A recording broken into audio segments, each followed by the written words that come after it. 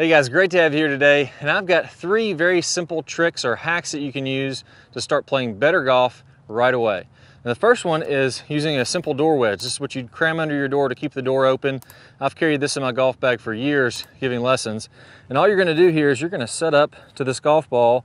And what this is really good for is if I put this under my right foot, which I'll do just in 1 second here, it helps me to keep from swaying. So one of the things I see people do is they tend to sway a lot, meaning in the backswing, their hips kind of slide or sway to the right. That gives me a little bit of a reverse pivot. And then in the downswing, I kind of counteract that by falling back away from the target. I can feel my upper body leaning this way and then I fall away from it. Leads to a lot of inconsistency. So I'm gonna set up as though I'm gonna hit this golf ball, and then I'm just gonna rotate my right foot in and kind of cram that wedge under kind of the outside ball of my foot. Now what that does is as I go to the top of the swing, that keeps my hips from sliding. That kind of wedges me in here so that I don't slide. Now my head's staying a lot more stable over top of the ball. And then number 2, instead of falling back on my downswing, it helps me to push off of that and get all the way to that good full finish with my chest facing the target. So put that wedge under your right foot, just under the ball of your foot there. Doesn't have to be perfect. You can do more or a little, wedge under there more if you need a little extra support, just a little bit if you need a little bit less. That's gonna help me to keep from sliding and then to really finish my swing.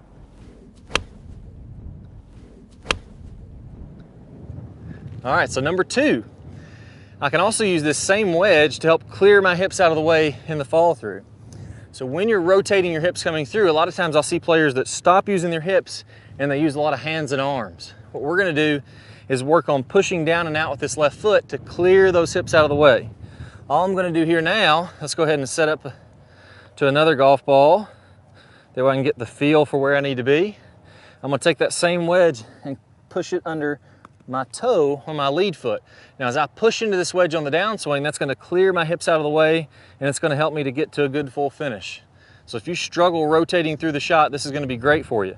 My only swing key here is to just push against that wedge as soon as I start my downswing. There we go. Hit that one great. All right, so golf hack number 2, I'm gonna use this towel to make sure I'm hitting down and through the ball, really compressing the golf ball.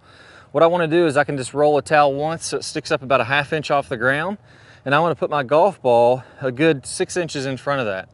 So what I wanna do here is miss this towel, come down and through, hit my golf ball clean, and then I'm really gonna feel like I'm kind of pinching that golf ball against the club face. So I got some forward shaft lean, I'm really leading with these hands, and I'm gonna make that good full finish just like I did on the last swing. Let's go ahead and give that a whirl. There we go, nice and solid. Hit that one right at the flag.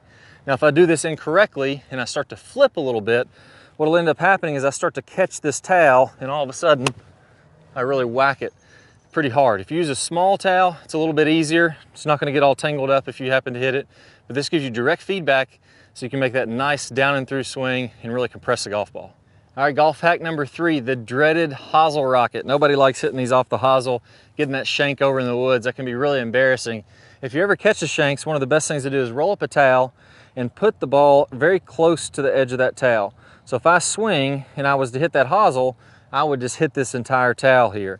Now, there's a couple other keys that I want you to work on here. I want you to feel like, as you set up, this is very counterintuitive, but I want you to feel like you slide that golf club all the way against the toe, all the way against the towel. So I'm actually lining up with that ball on the hosel of the club as I'm at address. Now, naturally, your body's pretty smart. If you line up, as you start to shank a couple, you line up way out here on the toe, and what's your body say? Your body says, well, I'm not gonna hit it way off the toe. As I make my swing, I'm gonna swing out to this ball to try to hit it on the center, so you're actually moving the hosel closer to the ball. If I flip that around, I put this towel on the outside, I put my hosel against the ball, I put the toe of my club against this towel. Now my body, again, pretty smart, says, okay, when I make my downswing, I'm gonna be swinging more back into my body. Your hosel's working towards you. If anything, you might hit a little bit too much on the toe when you're doing this, but that's okay if you're struggling with the shanks. So go ahead and set up good posture.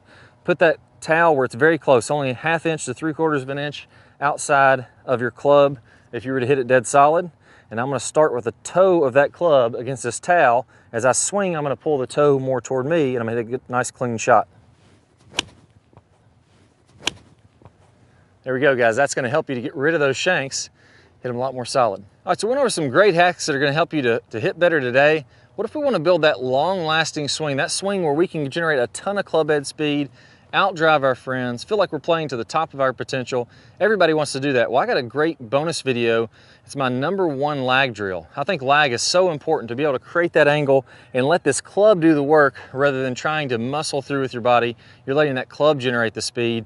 And I'm gonna play a preview of that video here in a second. Just click the link on the screen or the link below the video or the iCard that pops up on the screen. You'll get instant access to that video. You'll start building lag today, and you guys are really gonna crank up your distance.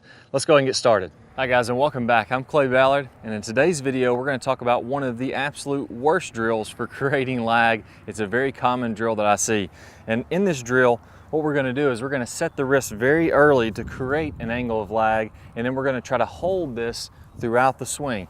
It's one of the worst things that you can do to build lag. I'm going to talk about the science behind why this is the case, and I'm also going to give you a great drill to help you improve your lag, all in this video. Let's go ahead and get started. If I do it this way versus holding that position, exact same thing happens when we're building lag in the golf swing. So what we want to do is throughout the swing, I want to have a very low and wide takeaway. So I'm not going to set my wrist early at all. If you look at a lot of the top players, you look at Adam Scott, very wide takeaway, not very much wrist set at all. You look at Rory Mcilroy, look at Tiger Woods.